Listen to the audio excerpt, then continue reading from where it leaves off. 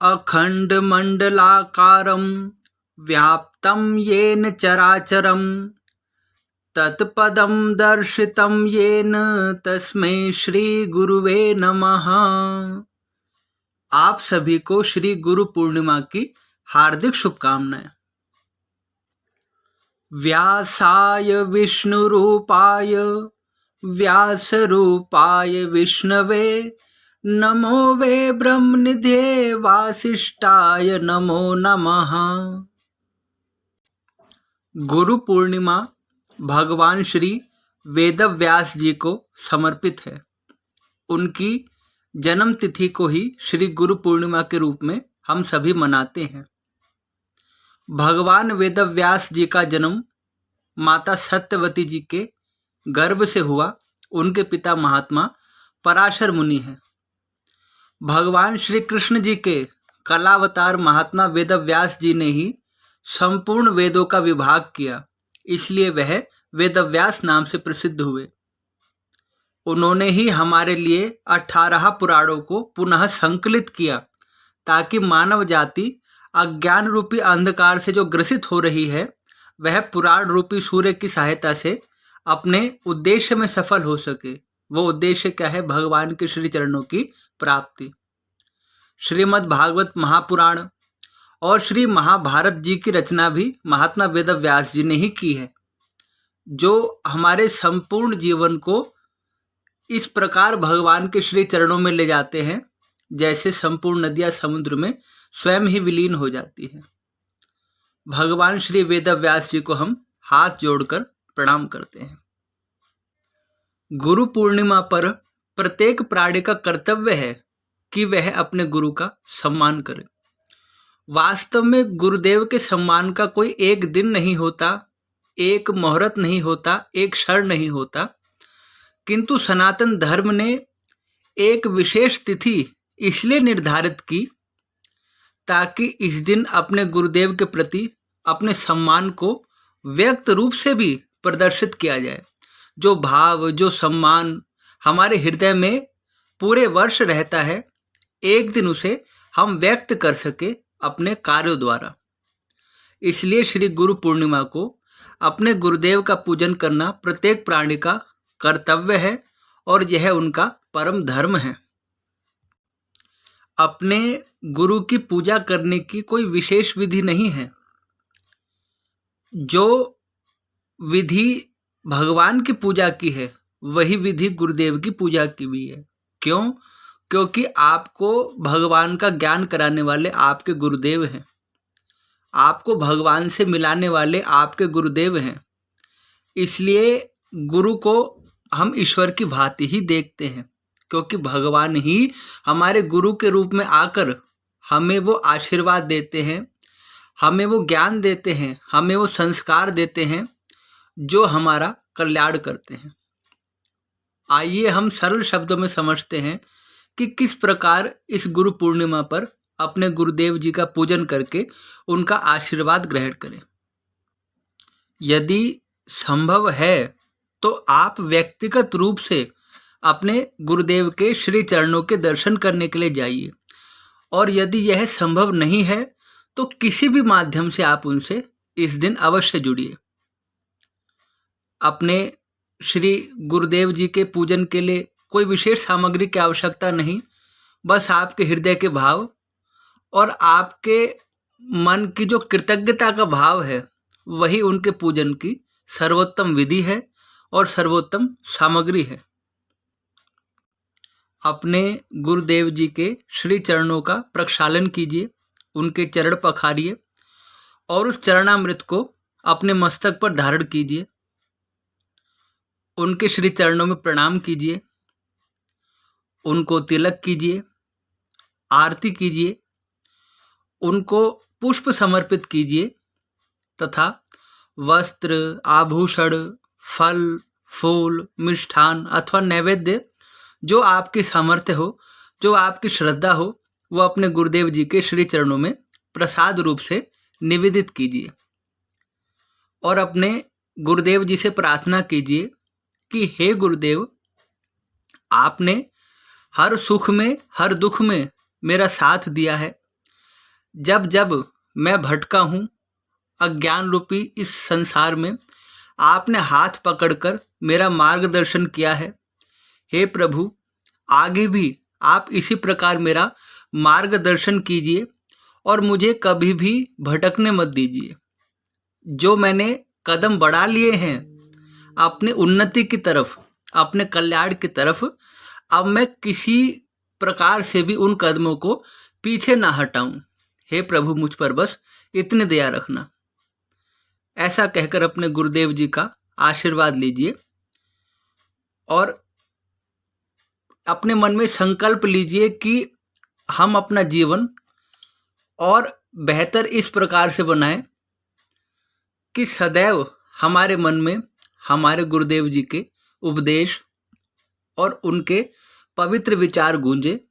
जो वो हमें बनाना चाहते हैं, हम ऐसा उन्हें बनकर दिखाएं। आइए गुरु पूर्णिमा के पावन अवसर पर हम आपको एक कथा सुनाते हैं, एक गुरु भक्त शिष्य की कथा। यह कथा महाभारत के आदि पर्व में आती है। महर्षि आयोधधौम्य ब्रह्मज्ञानी महात्मा थे, निरंतर तपस्या में लगे रहते थे।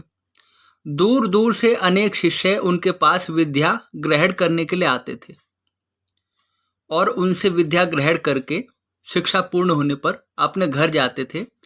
किंतु जब वो शिक्षा ग्रहण करने आते थे और जब शिक्षा ग्रहण करके जाते थे, उसमें बहुत अंतर होता था। जब वो शिक्षा ग्रहण करने आते थे वो एक सामान्य बालक होते थे, और जब वो शिक्षा ग्रहण करके जाते थे वो एक ब्रह्मज्ञानी महात्मा बनकर जाते थे। उन महामुनि के 3 प्रधान शिष्य थे, आरूढ़ी, उपमन्यु और वेद। इनमें आरूढ़ी पांचाल देश का रहने वाला था। वह अपने गुरु का परम आज्ञाकारी शिष्य था। दिन हो रात्रि हो, जो आज्ञा, जो आदेश उसके गुरु उसे प्रदान करते थे, वह उसी प्रकार कार्य करता था।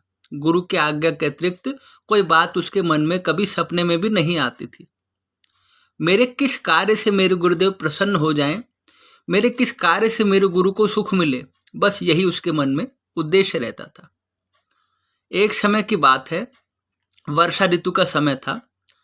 सूर्योदय के समय से ही तीव्र वर्षा हो रही थी। महर्षि आयोधधौम्य चिंतित थे कि इस वर्षा में उनके जो खेत हैं वो सारे डूब जाएंगे और सारी जो फसल है वो बर्बाद हो जाएगी, खराब हो जाएगी। रात्रि का समय भी नजदीक आ गया, किंतु वर्षा नहीं रुकी। चिंतित होकर महर्षि आयोधधौम्य ने आरूढ़ी को खेत की मेड़ बांधने के लिए भेजा। गुरु की आज्ञा स्वीकार करके आरूढ़ी खेत पर गया और प्रयत्न करते हुए हार गया, तो भी उससे बांध ना बन सका, क्योंकि जब जब वो बांध बनाता, बारंबार वर्षा उसके बनाए हुए बांध को तोड़ देती और इस तीव्र वर्षा में किसी भी प्रकार बांध बनाना संभव ना हो सका। अंत में जब सारे प्रयास विफल हो गए तो उसे एक उपाय सूझा। वह स्वयं मेड़ की जगह लेट गया। इससे पानी का बहना बंद हो गया। पूरी रात्रि बीत गई, सुबह हो गई। वर्षा में भीगता हुआ, उस तीव्र वर्षा का सामना करता हुआ, उस जलधारा के वेग का सामना करता हुआ आरूढ़ी खेतों में मेड़ की जगह स्वयं ही लेट गया, क्योंकि बांध तो नहीं बन पाया था। जब सुबह का समय हुआ तो महर्षि ने कहा कि आरूढ़ी कहाँ गया? तो शिष्यों ने कहा कि आरूढ़ी तो कल दोपहर से ही नहीं दिखा। तो चिंतित होकर गुरुदेव ने कहा, मैंने तो उसे खेतों में भेजा था, क्या वह वापस नहीं आया? तो शिष्यों ने कहा, नहीं आचार्य, वह तो आश्रम में वापस नहीं आया। आचार्य ने शिष्यों से कहा, चलो हम उसकी खोज में चलते हैं। आचार्य अपने शिष्यों के साथ उस बालक की खोज में गए और पुकारने लगे, आरूढ़ी बेटा तुम कहाँ हो, तुम कहाँ हो? अपने गुरुदेव की आवाज़ सुनकर अचेत पड़े आरूढ़ी ने कहा कि हे प्रभु, मैं यहाँ खेत में हूँ। गुरुदेव ने पूछा कि हे बेटा, तुम यहाँ क्या कर रहे हो? तब आरूढ़ी ने कहा कि हे गुरुदेव, आपने आज्ञा दी थी कि खेतों में पानी ना जाए, जिससे फसल बर्बाद ना हो। मैंने बहुत कोशिश की किंतु बांध ना बना सका, इसलिए मैं स्वयं ही मेड़ के स्थान पर लेट गया।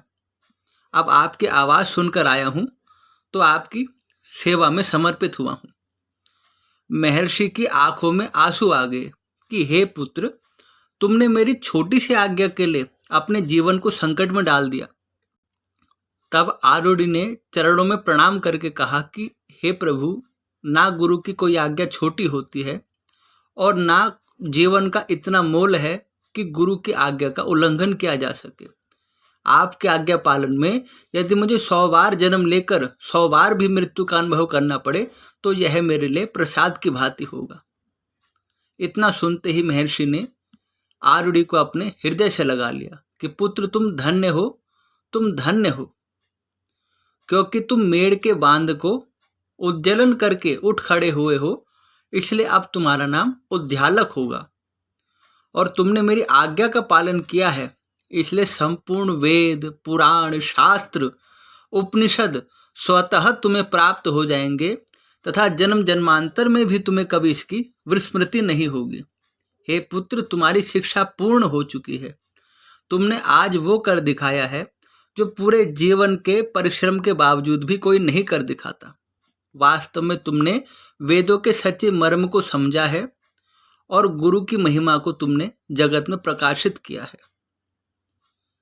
ऐसी दिव्य कथा हमें महाभारत में मिलती है, जो गुरु और शिष्य के पवित्र रिश्ते और इस पवित्र संबंध को और अधिक महिमा के साथ उजागर करती है। एक बार पुनः आपको श्री गुरु पूर्णिमा की हार्दिक शुभकामनाएं। आपको ये कथा कैसी लगी, कृपया कमेंट करके अवश्य बताइए। इस वीडियो को लाइक कीजिए, शेयर कीजिए, अपने कमेंट दीजिए और खुद भी हमारे चैनल को सब्सक्राइब कीजिए और दूसरों को भी ऐसा करने के लिए प्रेरित कीजिए, क्योंकि हमारा चैनल धर्म का प्रचार प्रसार करता है। ज्योतिष, अध्यात्म और संपूर्ण प्रकार के धर्म से संबंधित ही वीडियो आपको हमारे चैनल पर देखने को मिलेंगे, इसलिए इस चैनल से जुड़े रहिए। आप सभी का धन्यवाद। राधे राधे।